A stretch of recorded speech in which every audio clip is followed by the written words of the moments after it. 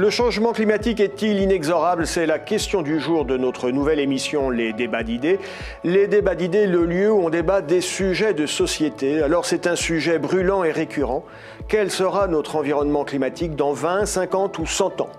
Exagère-t-on? Quelles mesures prendre? Peut-on encore faire quelque chose? Pour en débattre, deux experts dans des domaines clairement différents. D'une part, Juliette Mignot. Juliette, bonjour. Bonjour. Juliette, vous êtes membre de l'IRD, l'Institut de recherche sur le développement. Vous êtes membre du laboratoire L'Océan, rattaché à Sorbonne Université. Et puis d'autre part, Olivier Ken. Olivier, bonjour. Bonjour. Olivier, vous êtes gérant développement durable à la société de gestion Ecofi. Alors, pour lancer notre débat du jour, le changement climatique est-il inexorable? Première question un petit peu provocatrice. Changement climatique, on a l'impression qu'on est sur des querelles d'experts. De quoi est-on sûr, clairement, et quelles sont les questions sur lesquelles on a encore des doutes? Alors on est sûr d'une chose, c'est qu'on a une hausse des émissions de CO2. Quand on regarde depuis 1980, on a une hausse d'à peu près de 2% par an des émissions. On sait également que depuis 2000, on a une accélération, puisqu'on est plutôt autour de 2,2%.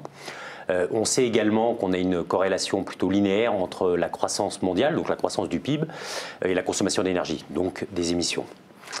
On sait qu'il y a des émissions. Est-ce que la corrélation entre le dérèglement climatique et les émissions de CO2 est établie?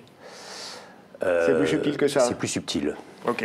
Juliette? Alors, je vais peut-être pouvoir apporter des éléments de réponse. La première chose, c'est donc on a une hausse des émissions, comme vous l'avez dit, on a une hausse des températures. Ça, c'est une certaine corrélation. Simplement, en termes scientifiques, on est capable d'aller un cran plus haut. On arrive à reproduire avec des modèles climatiques la hausse de température que si on impose l'augmentation des émissions de gaz à effet de serre. C'est-à-dire que si on prend un modèle climatique sans émissions de gaz à effet de serre, il ne se réchauffe pas. Un modèle climatique avec émissions de gaz à effet de serre, il se réchauffe. Juliette, vous êtes une scientifique. On a l'impression que parfois, il y a des voix discordantes parmi les scientifiques. Certains disent, oui, attention, il y a un changement climatique, on va dans le mur. Et d'autres disent, il faut relativiser, il y a des cycles, le changement n'aura pas lieu. Donc, effectivement, au niveau des scientifiques, il n'y a pas de querelle d'experts. Et c'est important, je pense, qu'on fasse ce point-là pour pouvoir amener le débat sur un autre point. Les scientifiques ont cette preuve dont je viens de vous parler. Évidemment, il y en a tout un tas d'autres. Donc, pour les scientifiques, il y a un changement climatique dû à l'homme.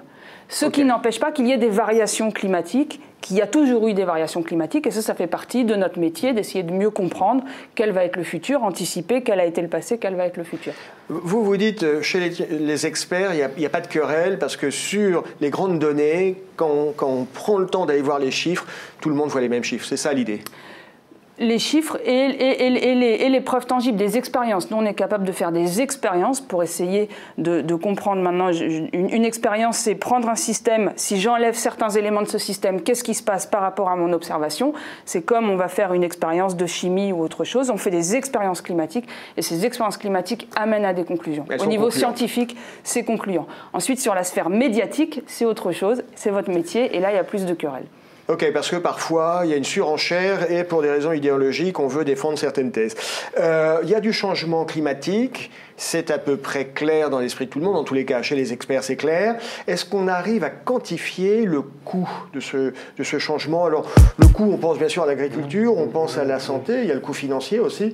Olivier, vous êtes un financier, est-ce que c'est des questions sur lesquelles vous vous penchez? Oui, bien sûr. Alors d'abord, au niveau macroéconomique, il y a des études qui ont été faites, notamment une étude de Nicolas Stern, qui est l'ancien chef économiste de la Banque mondiale, qui lui chiffre à peu près à 5% du PIB mondial l'impact du réchauffement climatique. 5% du PIB, mais pourquoi? Parce qu'on perd des récoltes agricoles? En fait, vous avez différents impacts. Vous l'avez mentionné, il y a d'abord un impact financier. Le premier auquel on pense, c'est l'impact pour les assureurs. Si on fait un lien entre le réchauffement climatique et la hausse des catastrophes naturelles, le coût, c'est le coût des dommages.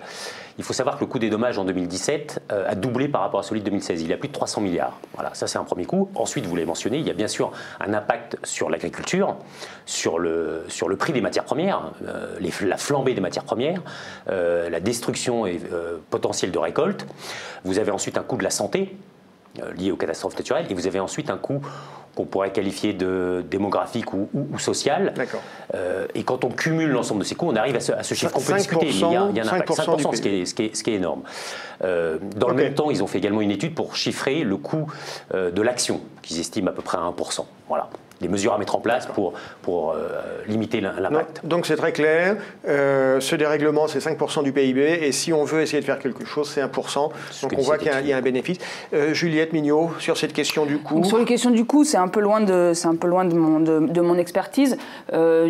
Mais en tant que citoyenne, j'ai envie de rajouter les coûts dont vous avez un peu parlé, les coûts humains, les coûts migratoires, les coûts éventuellement de futures guerres et de futures tensions sociales qu'il va y avoir, qui sont peut-être pas chiffrées qui sont en termes de PIB, mais par contre qui sont importants pour notre planète en tant qu'humain. Mais c'est vrai que c'est une réalité qu'il est difficile de quantifier et qu'on a parfois tendance à oublier. Il y a des coûts, les secteurs les plus impactés au niveau industriel, et puis ceux dont on va avoir le plus besoin. Vous disiez, il y a un coût, c'est 5% du PIB, et puis si on veut faire quelque chose, il faut accepter de dépenser 1%, on va les dépenser où ces 1%? Alors, d'abord dans la recherche et dans l'innovation technologique. Ensuite, il y a un coût qui est lié aux incitations fiscales, parce que pour pouvoir réduire l'impact du réchauffement climatique, il faut changer le mix énergétique. Voilà, donc il faut développer de nouvelles énergies, développer le mix en faveur des énergies renouvelables, c'est un coût. On peut parler également du développement par exemple des véhicules électriques, parce qu'en fait quand on regarde les sources d'émissions, la première source d'émissions sont les transports, c'est à peu près 30%. Sur les 30%, vous avez 17% qui viennent des véhicules. Donc tout naturellement, si on veut réduire les émissions, on passe des véhicules à combustion aux véhicules électriques. Quand on parle environnement, écologie, développement durable, c'est vrai qu'en termes industriels, on pense souvent à l'éolien, au photovoltaïque. Oui, bien sûr. Et vous, en tant que professionnel de l'investissement, vous dites qu'il y a plein d'autres entreprises dont on va avoir besoin. Bien sûr. Par exemple l'efficacité énergétique, c'est-à-dire réduire votre consommation, consommer mieux, consommer moins. Concrètement, donc, Schneider Electric. Saint-Gobain, une meilleure isolation des maisons permet de consommer moins d'énergie. Des producteurs de Osram qui fait des LED, vous êtes équipés ici. Les LED consomment 30% de moins d'énergie. En fait, à chaque fois, c'est un rapport de consommer moins d'énergie pour obtenir le même résultat ou un résultat supérieur. Donc ça, c'est de l'innovation. Donc ça, c'est de l'investissement plutôt privé. Après, vous avez le volet subvention pour développer des énergies renouvelables. Ça a été le cas avec le solaire. Ce qu'il faut savoir, c'est qu'on a toujours la même courbe d'adoption. On finance, incitation, le prix baisse et ensuite on peut avoir une adoption de masse. On y reviendra tout à l'heure. Sur les secteurs les plus impactés, je pense, Juliette, ce n'est pas tellement votre terrain de jeu. En revanche, j'aimerais que vous exprimiez l'un et l'autre sur les mesures que vous préconisez. Alors d'abord, 3 mesures individuelles que vous préconisez, et puis après, 3 mesures collectives. Qui se lance? Juliette? Donc je peux me lancer. Donc là, à nouveau, j'ai plutôt une casquette de citoyenne éclairée, j'ai envie de dire. Sur les mesures individuelles, je crois que ce qu'on a chacun, c'est un certain pouvoir, ça s'appelle le pouvoir d'achat, qu'on a plus ou moins selon notre situation personnelle, mais ça me semble important. Voilà, la consommation responsable et la consommation durable me semble très important. C'est des gestes au quotidien. C'est des gestes quotidiens. C'est pas seulement une consommation de biens matériels, c'est aussi ma facture d'électricité. Il y a des offres qui existent. Donc évidemment, votre société est en première ligne, mais il y a des offres d'électricité, il y a des offres évidemment d'objets, il y a des offres d'assurance, il y a tout un certain nombre d'offres qui sont éventuellement responsables, et c'est un pouvoir, je pense, qu'on peut chacun, à notre niveau, utiliser. Il y a le pouvoir d'achat et le pouvoir du choix, c'est ça l'idée? En tout cas, utiliser ce pouvoir d'achat est un vrai pouvoir, et on peut l'utiliser pour faire pression sur certains groupes ou sur certaines initiatives. Olivier, 3 mesures individuelles que vous préconisez? Dans les mesures individuelles et concrètes, bien sûr, réduire sa consommation, donc c'est des gestes assez simples comme éteindre son ordinateur quand on a fini sa journée. Des choses auxquelles on pense peut-être un peu moins indirectes, c'est faire le ménage dans sa boîte mail, éliminer ses mails. Faire le ménage dans sa boîte mail. Pour une raison simple, vous savez, on parle beaucoup du big data, il y a une explosion du nombre de données. Ces données, elles sont stockées dans des data centers, des énormes data centers avec énormément d'ordinateurs qui tournent, qui consomment de l'énergie.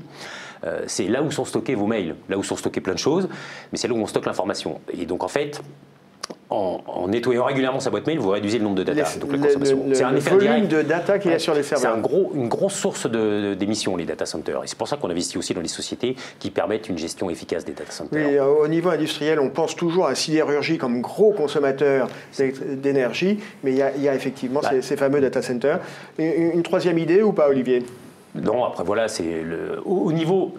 Il faut penser aux grosses sources d'émissions. Donc il y a le transport, on l'a mentionné. Vous avez les bâtiments, notamment les bâtiments industriels. Donc c'est la lumière. Voilà, passer au LED. 3 mesures collectives que vous préconisez, sur lesquelles vous avez envie d'interpeller nos dirigeants.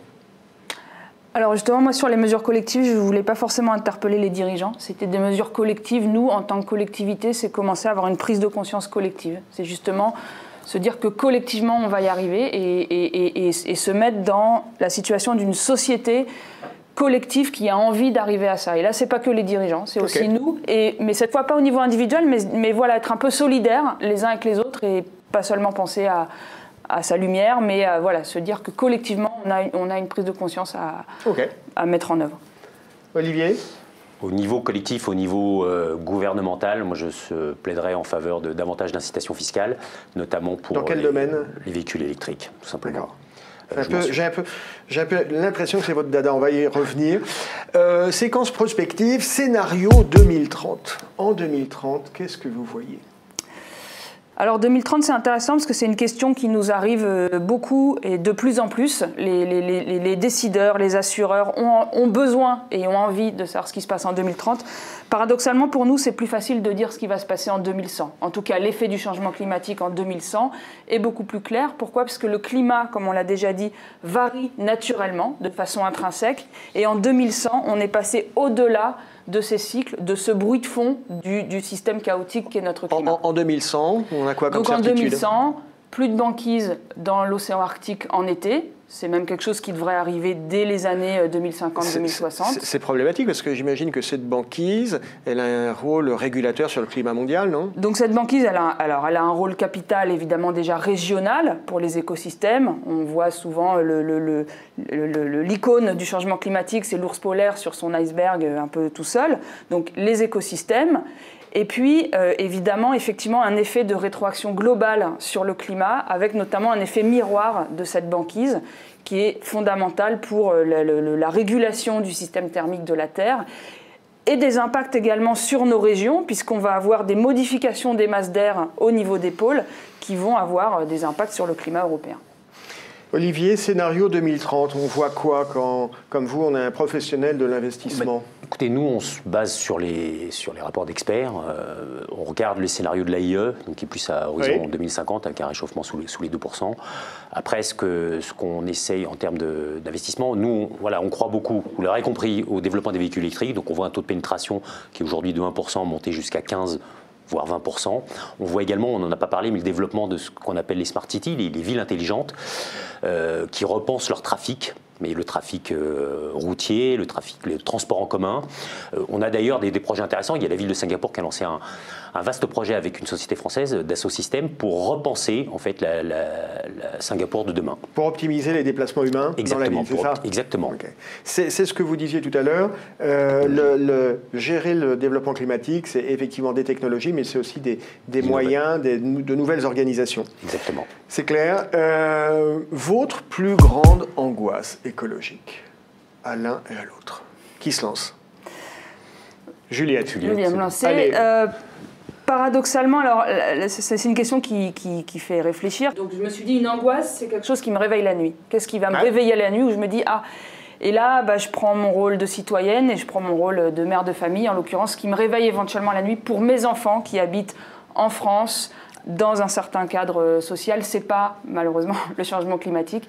Ouf. Ça va être plus la pollution de l'air et la pollution au niveau alimentaire, le dérèglement, tout ce qui est OGM et de ce qu'éventuellement ils vont manger. Je pense que s'il y a un danger pour eux qui est lié à l'environnement, c'est ça. D'accord. Mais ce sont des enfants qui habitent en France, qui n'habitent pas ni au Sahel, ni au Bangladesh. D'accord. Olivier, votre... Oui, aussi l'air qu'on respire, moi j'ai à l'esprit les images qu'on voit, vous savez, en Chine, où on voit ces nuages liés à la pollution. Donc voilà, la grosse crainte, c'est d'avoir un air qui devient irrespirable, sachant que c'est pas un hasard si la Chine est aujourd'hui le plus gros investisseur justement sur ces technologies d'énergie renouvelable, parce qu'ils ont un vrai souci avec l'air qui respire. Merci d'avoir participé à ce débat. Pour conclure, deux questions. Votre coup de cœur, votre coup de gueule, l'initiative que vous souteniez ou au contraire l'initiative que vous réprouvez. Qui démarre ? Juliette ? une initiative récente que je soutiens et qui me semble très intéressante, c'est un projet qui est financé, enfin en tout cas soutenu par le ministère de l'Environnement, sur le développement de services climatiques. Et je crois que ces services climatiques sont très importants pour commencer à favoriser le rapprochement entre des intervenants comme M. Ken et nous, les climatologues plus en amont. C'est essayer de mieux réussir à faire passer notre information climatique, développer des indicateurs, réussir, nous, à communiquer sur notre information climatique. Est-ce que ça veut dire que ces outils que vous allez essayer de mettre en place vous permettront de répondre non plus à la question 2100, mais 2030 ? Voilà, exactement. Tout à l'heure, c'était un petit peu frustrant, puisque moi, une partie de mon métier, c'est justement de comprendre ce climat de 2030. C'est ce que je fais tous les jours. Donc, c'est plus facile de répondre sur 2100. On est quand même capable de dire des choses sur 2030, mais par contre, voilà, elles sont assez subtiles, elles sont compliquées à mettre en œuvre. Il faut bien comprendre ce dont les acteurs ont besoin en fonction de leur domaine d'action. Et nous, il faut réussir à traduire, transcrire l'information que nous, on a à l'état brut pour des acteurs et des décideurs. Et je crois qu'une partie, en tout cas de la prise de conscience, va se poursuivre via ce type d'initiative. Donc l'initiative qu'on soutient, c'est une décision quasi politique qui devrait permettre et aux scientifiques et aux acteurs économiques de mieux se rencontrer, de mieux dialoguer et d'avancer. De mieux dialoguer. Olivier, l'initiative, votre coup de cœur, votre coup de gueule? Alors moi, je mettrai en avant, je citerai l'exemple de la Norvège, puisqu'on parle des objectifs de réduction d'émissions de CO2. Il faut savoir que la Norvège a pour ambition d'avoir une neutralité carbone à horizon 2030, donc 20 ans avant tout le monde. Et pour ça, ils ont mis en place des politiques très incitatives, notamment pour les véhicules électriques. Et aujourd'hui, on a à peu près 34% du parc automobile en Norvège qui est électrique. Voilà. 34%. Déjà 34%, contre 1% pour le reste du monde. Oui. Voilà. Donc en France, on a encore du chemin à parcourir. Et je pense que c'est un exemple à suivre si on veut être en mesure d'atteindre nos objectifs. 34%. Comment les Norvégiens ont-ils atteint ce taux? Parce que c'est des gros producteurs, ce sont de gros producteurs de pétrole. Tout à fait. Par des incitations fiscales.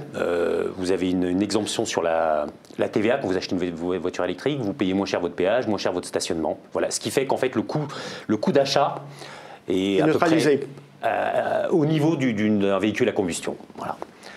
Comme les performances sont meilleures, le coût ensuite de détention est plus faible, vous développez le parc. C'est clair. Notre question boule de cristal, nous sommes aujourd'hui le 28 février, il fait froid, il fait très froid sur la France. Alors cette vague de froid est-elle séculaire? Est-ce qu'on va en avoir de plus en plus dans les semestres et les années qui viennent? Juliette, vous êtes la spécialiste, cette vague de froid. Alors, je ne peux pas, justement, ces boules de cristal, c'est compliqué de prédire exactement ces vagues de froid. Tout ce qu'on peut dire, c'est qu'il y a un lien entre les événements extrêmes, les catastrophes naturelles et le changement climatique. Un exemple sur cette vague de froid, on sait que cette vague de froid, c'est une masse d'air qui stagne sur l'Europe avec de l'air qui nous arrive de Sibérie. Et il n'est pas improbable que le fait que cette masse d'air soit à cet endroit-là soit lié, justement, comme on disait tout à l'heure, à des modifications de la couverture de glace de mer en Arctique. Donc, simplement pour expliquer qu'il y a fortement un lien, et ce n'est pas parce que cette vague de froid se traduit par du froid qu'elle n'est pas forcément liée au dérèglement climatique. Boule de cristal aussi pour vous, Olivier. La vague de froid, elle est séculaire. On va voir une multiplication de climats extrêmes. Je me remettrai plutôt à l'avis de Juliette. C'est moins, voilà, je ne suis pas un spécialiste du climat. Voilà. Juliette, Olivier, merci d'avoir été avec nous pour ce nouveau débat d'idées. J'espère qu'on se retrouve très bientôt. Merci.